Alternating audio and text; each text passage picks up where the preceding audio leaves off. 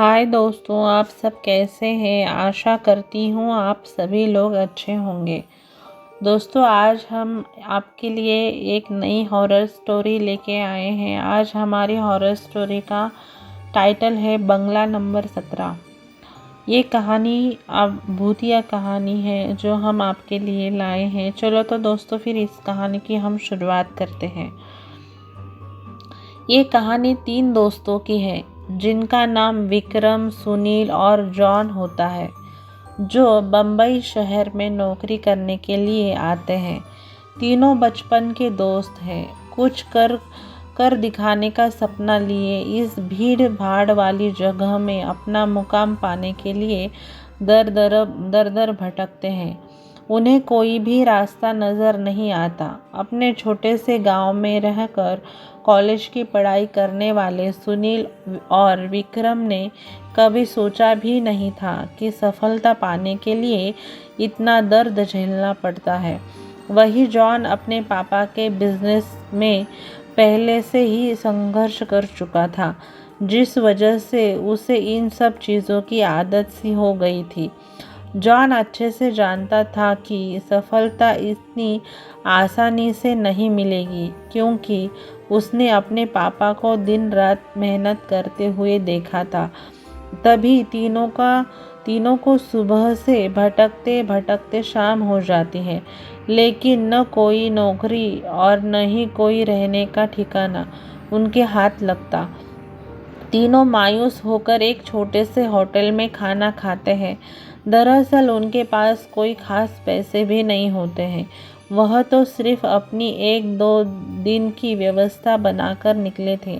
उन्हें लगा था कि आते ही उनके साथ कोई चमत्कार होगा और उनको नौकरी मिल जाएगी। तीनों एक बिल्डिंग के पास पहुंच जाते हैं। कुछ देर बाद सभी बिल्डिंग के गेट के पास बैठ जाते हैं।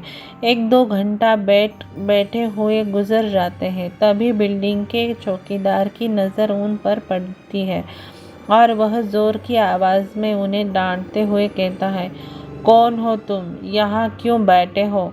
तीनों अजनबी शहर में किसी को पहचानते नहीं थे और न ही उनका कोई ठिकाना है। तीनों अपनी जगह से जल्दी खड़े हो जाते हैं और अपनी बात चौकीदार को बताते हैं। चौकीदार को तीनों की हालत देखकर उन पर तरस आता है। उसे एहसास होता है कि कुछ सालों से ऐसे ही वह काम मांगने आया था। तब किसी ने उसे सहारा दिया था और आज कम से कम वह इतने बड़े शहर में छोटे से काम के साथ जीवन यापन कर पा रहा है। जॉन उन तीनों में थोड़ा समझदार होता है। वह चौकीदार से कहीं रहने के जुगाड़ की बात करता है, क्योंकि उसे पता है कि अभी उनकी हालत किराया देने की नहीं है, तो उन्हें कोई किराया से कमरा क्यों न देगा। तभी चौकीदार अपने एक दोस्त से फ़ोन पर बात करता है, जो वहीं से कुछ ही दूर बंगला नंबर 17 में साफ सफाई का काम करता है। चौकीदार अपने दोस्त को सारी बात बताता है। तभी उसका दोस्त कहता है कि मेरे साहब तो अपने परिवार के साथ 2 महीनों के लिए बाहर गए हैं। तब तक मैं रहने का इंतज़ार कर सकता हूँ। यह बात सुनकर तीनों दोस्त बहुत खुश हो जाते हैं और वह जल्दी से जल्दी चौकीदार से कहते हैं कि आप हमें बता दीजिए हम उनके पास कैसे पहुंच सकते हैं। चौकीदार कहता है कि वह बंगला थोड़ा दूर है। रात को वहाँ कोई टैक्सी ऑटो भी नहीं मिलेगा। आज तुम लोग यही सो जाओ, कल सुबह हम साथ चलेंगे। तीनों उसकी बात मान जाते हैं। सुबह उठते ही तीनों चौकीदार के साथ बंगले में पहुंच जाते हैं। बंगले की खूबसूरती देखकर तीनों दोस्त हक्का बक्का रह जाते हैं। उन्हें यकीन ही नहीं होता कि उन्हें इतने अच्छे बंगले में रहने का मौका मिलेगा। बंगले का नौकर तीनों दोस्तों को गेस्ट रूम में ले जाता है। तीनों दोस्त रूम में पहुंचकर राहत की सांस लेते हैं। जल्दी से तीनों नहाकर तैयार हो जाते हैं और काम की तलाश में निकल जाते हैं। अब रहने का तो ठिकाना लग चुका था, तलाश थी केवल अच्छे काम की। जिससे उनका गुजारा चल सके। लेकिन आज भी उनके साथ वही होता है। सुबह से शाम हो जाती है, लेकिन तीनों हताश होकर वापस अपने स्थान आ जाते हैं। नौकर तीनों के लिए खाने का इंतज़ाम करके रखता है, जिससे उन्हें बहुत ही राहत मिलती है। आज तीनों दोस्तों के लिए बंगले की पहली रात होती है। रात को 12 बजे ही अचानक विक्रम की नींद खुल जाती है और वह अपने आप को बंगले के तह खाने में पाता है, जहां पुराना सामान इकट्ठा करके रखा हुआ था। उसे समझ में नहीं आता कि वह यहाँ कैसे पहुँचा। तभी वह घबराता है और अपने दोस्तों को आवाज़ लगाता है, लेकिन किसी को कुछ सुनाई नहीं देता। तभी उसके कानों में सुबह सब कुछ सुनाई देना बंद हो जाता है और सिर्फ एक औरत के रोने की आवाज़ आती है। विक्रम चिल्लाकर पूछता है, कहाँ हो तुम क्यों रो रही हो? अगले ही पल विक्रम अपने बिस्तर में होता है। वह डर के कारण पसीने से लथपथा हो जाता है। वह अपने दोस्तों को जगाता है। सुनील और जॉन दोनों उसकी बात का मजाक उड़ाते हैं और कहते हैं, तुमने कोई सपना देखा होगा। इस बंगले में तो हमारे अलावा कोई भी नहीं है। और विक्रम भी अपने दोस्तों की बात का यकीन करके इस घटना को बुरा सपना समझकर नज़रअंदाज करके सो जाता है। सुबह उठते ही तीनों दोस्त फिर से तैयार होकर काम ढूंढने निकल पड़ते हैं, लेकिन जैसे ही वह बंगले के गेट से बाहर निकलते हैं, अचानक कोई औरत आकर विक्रम को चिट्ठी देती है, जिसमें लिखा होता है, तुम इस पते पर आ जाओ, काम मिल जाएगा। और औरत अचानक भागते हुए उसकी नज़रों से ओझल हो जाती है। तीनों दोस्त की सोच में पड़ जाते हैं कि हमें काम की ज़रूरत है। यह इस औरत को कैसे पता चला? लेकिन तीनों को काम की बहुत ज़रूरत होती है। उन्हें लगता है कि भगवान ने उनकी मदद करने के लिए किसी को भेजा है और तीनों उसी दिशा में आगे निकल जाते हैं जहाँ का पता उस कागज़ में लिखा होता है। यहाँ पहुँचते ही उन्हें एक बहुत ही बड़ी बिल्डिंग दिखाई देती है।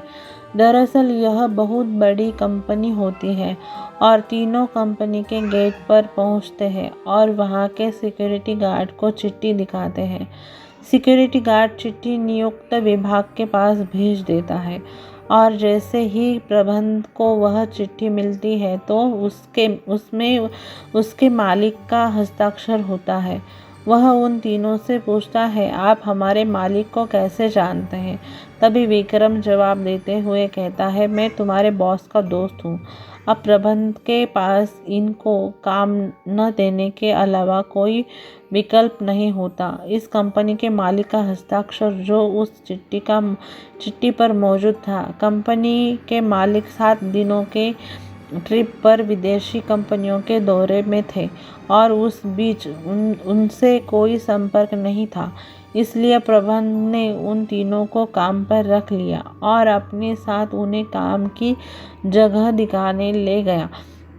लेकिन विक्रम अचानक ही दूसरे रास्ते की तरफ मुड़ जाता है और वह सीधे बॉस के चैम्बर के सामने पहुंचता है और दरवाजे के ताले को पासवर्ड से खोल देता है। कंपनी का प्रबंधक यह देखकर के आश्चर्यचकित रह जाता है। उसे यकीन ही नहीं होता कि जो पासवर्ड केवल कंपनी के मालिक को पता है, वह इसे कैसे पता चला। अब प्रबंधक को उसे कोई खास आदमी समझने लगता है। उसे पूरा यकीन हो जाता है कि ना कहीं यह व्यक्ति बॉस ने ही भेजा है और वह उसे बिना रुके हुए अंदर जाने की इजाज़त दे देता है। जॉन और सुनील यह सब देखकर समझ नहीं पाते कि विक्रम को यह सब कैसे पता।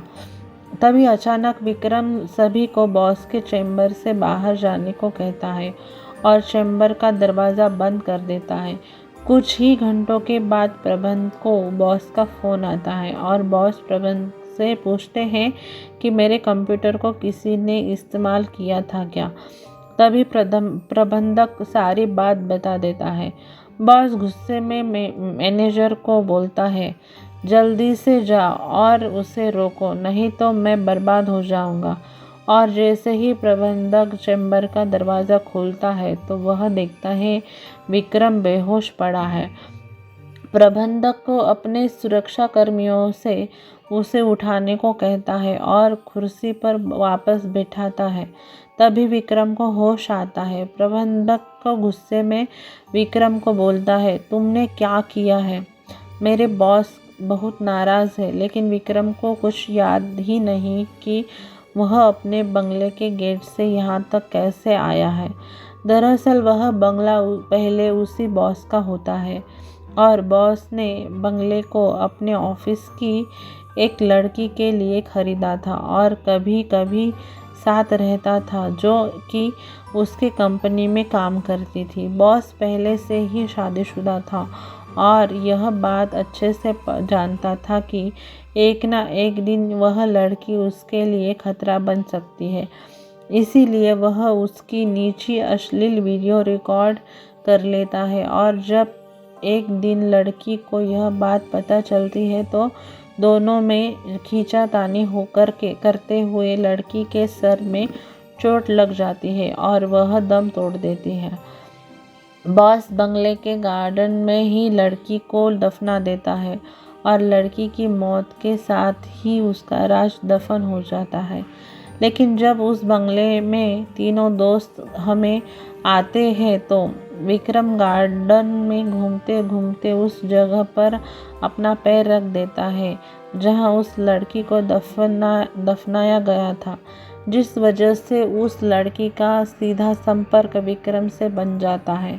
वह विक्रम के अंदर प्रवेश कर जाती है और उसे काबू में करके अपना बदला लेने के लिए ऑफिस में प्रवेश करती है और बॉस की काली करतूत को इंटरनेट में वायरल कर देती है। बॉस को विदेश से ही गिरफ्तार कर लिया जाता है।